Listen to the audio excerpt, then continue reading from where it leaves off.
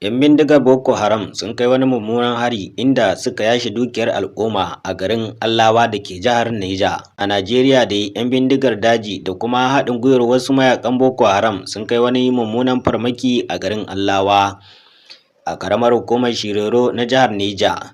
Kwanaki kaɗan bayan janyewar sojojin ƙasar bayan dakile wani ƙaramin sansaninsu da aka yi ruwan wuta a kan sansanin da ke aikin bayar da tsaro ga al'umma a yankin. Jedun gani da ido dai sun tabbatar da sashen Hausa na RAF da 'yan ta'addan suka shiga garin da babbar mota domin ɗibar kaya, inda suka rika yashi kayan abinci da kuma dabbobi da dama da sauran muhimman abubuwa na bukata. Masu sauraro, idan yau ne shigar ku a wannan tasha mai albarka, ku danna mana subscribe, ku danna alamun ƙaraura domin da zarar mun saki wani labarin zai zo muku.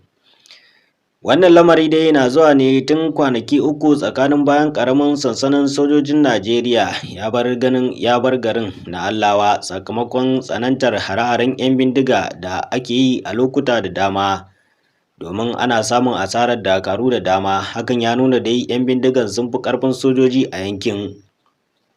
Tun bayan janyewar sojoji dai daga garin na Allawa, al'umma suka rinka ficewa don samun mafaka ko dai a makwabta ko kuma wasu garuruwa da ke wajen garin, domin suna fama da hare-hare na 'yan bindiga a yankin.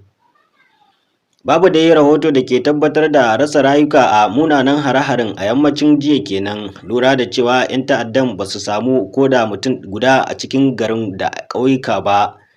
Da ƙauyukan da ke zagaye da garin ba su samu mutum ko ɗaya ba, domin mutanen dukansu sun fice, sai dai lamarin ya firgita al'ummar da ke makwabta da garin, waɗanda suka shiga ɗimuwa tun bayan ficewar dakarun sojin Najeriya daga garin na Allawa. Idan muka koma wani labarin, za ku ji yadda gwamnatin Najeriya ta ce ta kubatar da mutane sama da 1000 daga hannun 'yan ta'adda. Mai baiwa shugaban Najeriya shawara kan harkokin tsaro Nuhu Ribado ya ce gwamnatin tarayyar ƙasar a baya-bayan nan ta kubutar da mutane sama da 1000 daga hannun 'yan ta'adda ba tare da kuɗinsu ko ƙwandala ba. Ribado dai ya bayyana haka ne a lokacin da ya karɓi malamai wanda suka kai mai ziyara da ke jihar Zamfara da aka kubutar da su daga hannun 'yan bindiga a ranar Lahadin da ta gabata, idan ba a manta ba. Don a ranar 22 ga wannan watan da 'yan bindigar suka shiga wani yanki a yankin Zamfara, inda suka yi awon gaba da sama da mutane 30. A nasu jawabin dai shi ma ya kasance a wannan yanki, domin mai taimakawa gwamnan jihar Zamfara Mani Mummuni ya jajanta wa iyalai kuma hukumar yankin wanda abubuwan ya shafa.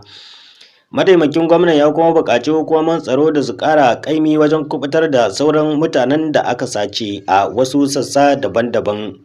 A wata sanarwa dai da mai magana da yawun rundunar 'yan sandan jihar Yazid Abubakar ya fitar, ya ba da tabbacin cewa rundunar za ta ci gaba da ƙoƙarin yaƙi wajen kubutar da sauran mutanen da aka kama, domin ba za a ba su ko kwandala ba maimakon kuɗin fansa. Masu sauraro, a nan muka kawo muku ƙarshen wannan shiri namu na tsaro haƙƙin al'umma, sai wani lokaci za mu kawo muku wasu labaran. Mu ne muku fatan alkhairi. Wassalamu alaikum wa rahmatullah.